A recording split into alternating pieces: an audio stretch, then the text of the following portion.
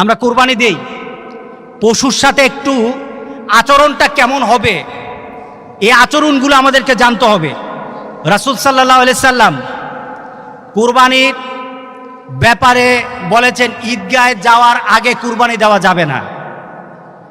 দ্বিতীয়ত, রাসূল সাল্লাল্লাহু আলাইহি সাল্লাম কুরবানি নিজ হাতে দিতেন।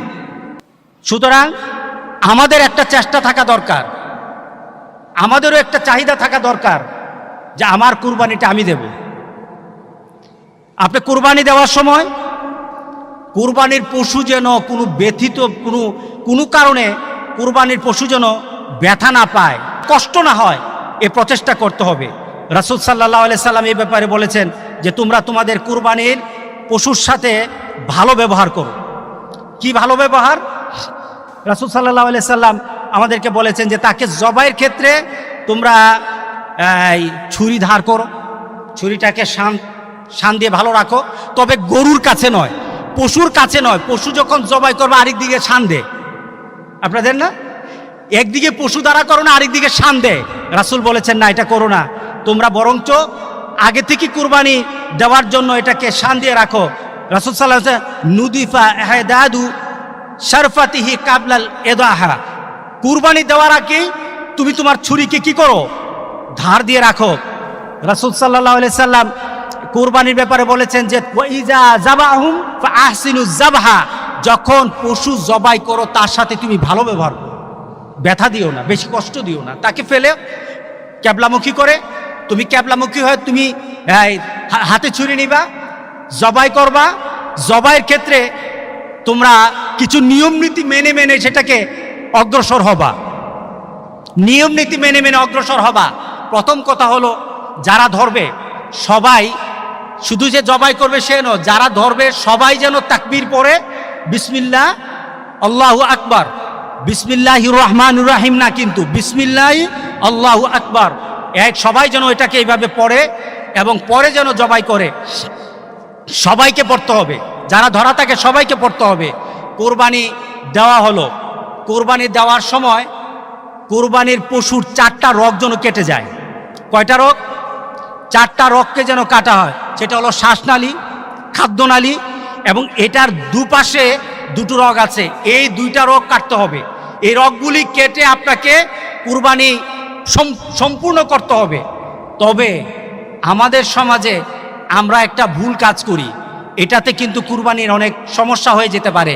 কুরবানির রগগুলি কেটে দিয়ে কুরবানির পশুকে জবাই করতে হবে, আর আমরা করি কি, ছুরি দিয়ে আবার একটা গুতা দেন কিনা, এটা গুতা দেন না, এটার ঘাটটার মধ্যে একটা গুতা দেন, এটা ঘাড়ের মধ্যে। আপনাকে ঘাড় কাটতে তো বলা হয় নাই, আপনাকে কণ্ঠনালী কাটা হয়ে গেছে, শেষ।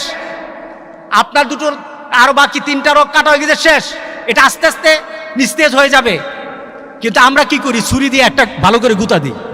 এই গুতা দেওয়া যাবে না। কারণটা কি, আপনি যখন গুতা দিলেন এই ছুরির আঘাতটা তার নার্ভে পড়তে পারে, নার্ভে পড়ার কারণে সে স্ট্রোক করতে পারে, তখন জবাইয়ের কারণে মরবে না, স্ট্রোকের কারণে মরবে। এটা সায়েন্টিফিক।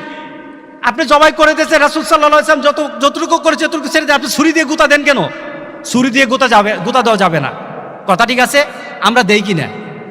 দেওয়া যাবে না, জেনে নেন। আরেকটা কথা হলো, জবাই করে দিলেন, এমন কিছু ব্যক্তিকে আনলেন জবাই করার জন্য, কসাই হিসেবে আনলেন, অথবা বন্টন করে এটাকে কুটে দেওয়ার জন্য কিছু লোককে নিয়ে আসলেন। তারা কি করলো? সময় তাড়াতাড়ি আরেকটা করতে হবে, এটা তাড়াতাড়ি ছুলাতে হবে। কি করে? জবাইটা করেই তার পাগুলি কেটে দে। এই জুলুমটা করা যাবে না, এটা জুলুম। কারণ তার জানটা কিন্তু এখন আছে, আপনি তার উপর আঘাতের পর আঘাত দিচ্ছেন। যতক্ষণ পর্যন্ত নিথর না হবে ততক্ষণ পর্যন্ত কি করা যাবে না? কি করা যাবে না? চামড়া ছোলানো যাবে না। আপনি পায়ের যে খুরের এখানে কেটে দেন, তার উপর কষ্ট হয় কিনা? রাসূল বলছেন ইহসান করো, আর আপনি দেন এটার মধ্যে জবাই করে, আরো জবাইয়ের পর জবাই করেন। হচ্ছে কিনা বলেন তো দেখি? হচ্ছে না? করা যাবে না, করা যাবে না। এরপরে দোয়া করবেন। কার নাম দিয়ে করেছেন, কাদের জন্য, কাদের পক্ষ থেকে করেছেন, এটা বলতে হবে, এটা বলবেন। এটা সুন্নাহ, রাসূল সাল্লাল্লাহু আলাইহি সাল্লাম করেছেন। রাসূল সাল্লাল্লাহু আলাইহি সাল্লাম কোরবানি করতে গিয়ে বলেছেন এটা আমার তরফ থেকে, আমার পরিবারের পক্ষ থেকে, আমার উম্মতের পক্ষ থেকে।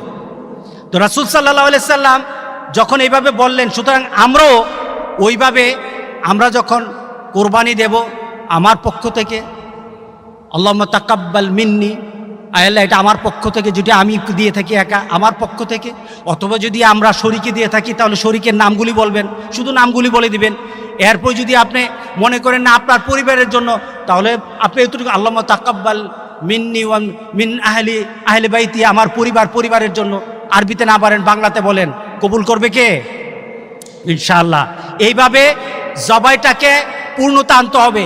অনেক সময় দোয়ার পরে আমরা বিন্না সলাতি ওয়া নুসুকি পড়া যায়, এটার ব্যাপারে এমন কোনো কঠিনত্ব নাই বা পড়তে হবে এমন কোনো মজবুতিও নাই, কিন্তু আমরা যদি পড়ি, দোয়া করে যদি আল্লাহর কাছে বলি, মাবুদ ইব্রাহিম আলাইহিস সালামের কোরবানির মতো আমাদের কোরবানি কবুল করে নাও, নিজের চাহিদা পেশ করলেন, ইনশাআল্লাহ আল্লাহ সুবহানাহু ওয়া তাআলা আমাদেরকে মর্যাদা দান করবেন। আল্লাহ আমাদের সবাইকে কবুল করুক, আমিন বলি।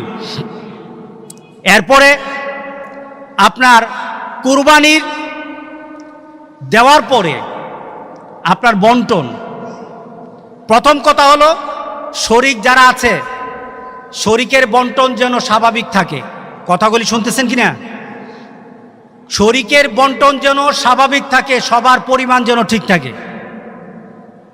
দ্বিতীয়ত, আপনার এই পশুকে গুস্ত বানানোর জন্য যারা কাজ করেছে তাদেরকে গুস্ত থেকে এটার জন্য উজরত দেওয়া যাবে না। যেমন কেউ একজন আসলো, গুস্তটাকে বানিয়ে দিল, গরুটাকে বানিয়ে দিল, তাকে যখন কিছু দিলেন, সবাইকে যেমন দেন তার থেকে একটু বেশি দিয়ে দিলেন, তাকে হয় না? না, তার জন্য আপনাকে আলাদাভাবে তার পরিমাণটা, তাকে যদি আপনি দিতে চান তাহলে আলাদাভাবে টাকা দিবেন, এটা থেকে উজরত দেওয়া যাবে না। এটা থেকে অন্যের জন্য যা তাকে ওই পরিমাণই দিবেন।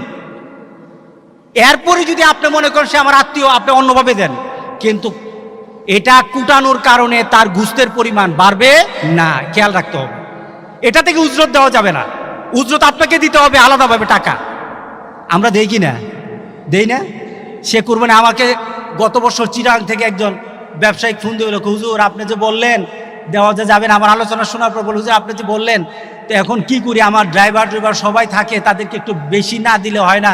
আমি কি, না বেশি দেওয়া যাবে না, তাদেরকে বলেন তোমাদেরকে আমি গুস্তের পরিমাণ ঠিক রাখবো, কিন্তু অতিরিক্ত টাকা দিয়ে দেব, তাদেরকে বলে রাজি করতে হবে।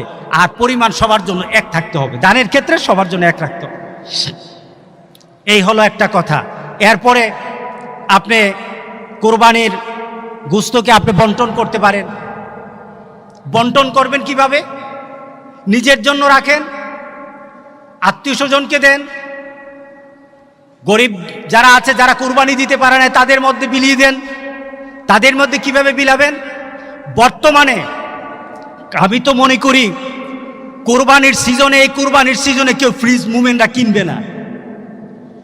কোরবানির সিজনে মোমেনরা ফ্রিজ কিনবে না, বরঞ্চ আমি মনে করি কোরবানির এই সিজনে মোমেনরা চিন্তা করবে আমার ঘরে পরিমাণ মতো আগের মতো স্বাভাবিকভাবে যতটুকু গুস্ত থেকে তার বাইরে আমি গুস্ত রাখবো না, কারণ বর্তমানে আমার দেওয়ার ক্ষমতা আছে, অনেকের দেওয়ার ক্ষমতা হয় নাই।